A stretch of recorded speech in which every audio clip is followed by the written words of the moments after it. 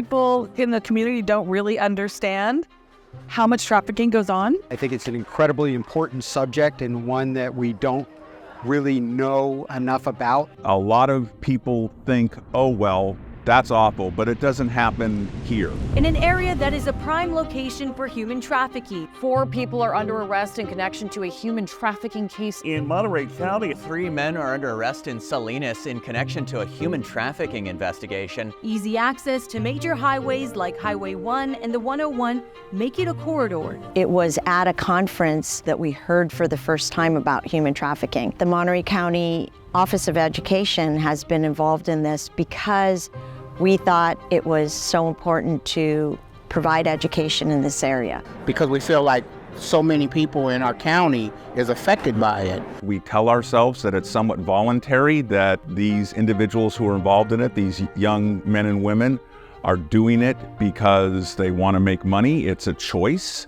and it's not. It is a criminal and a victim.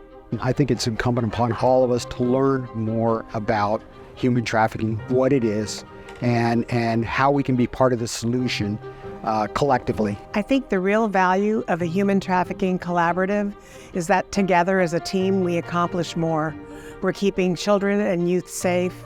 We're educating the public so that we can prevent human trafficking from happening. So it really does take an entire group of people to come together in the county to have the kind of impact that we're having here on human trafficking. I really think that symposiums like this bring that information forward so that people can see what is going on. They can see how they might be a benefit to the process of ending human trafficking. The importance of this event is really all about creating community awareness around human trafficking, sexual exploitation of children, and how and when it occurs in Monterey County. Hearing the stories of real life experiences, which are incredibly sad, but very representative of a number of individuals and a number of different types of trafficking. When you hear a story of how someone's gone through something, others tend to want to empathize and change and to support the person they're hearing from and figure out how to make sure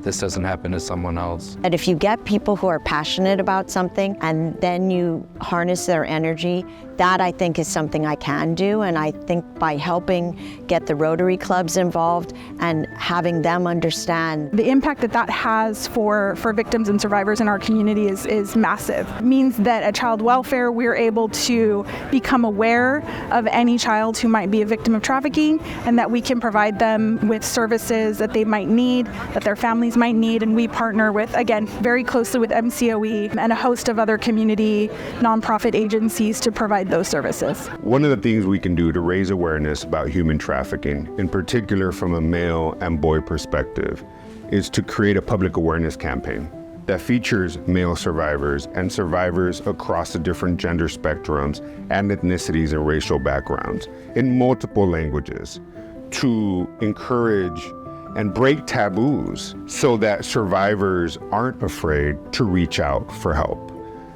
But beyond the public awareness campaign, have resources available so that when survivors do reach out, that there are resources available to help them, their chosen families, to be able to move from merely surviving to thriving, healing, and wellness.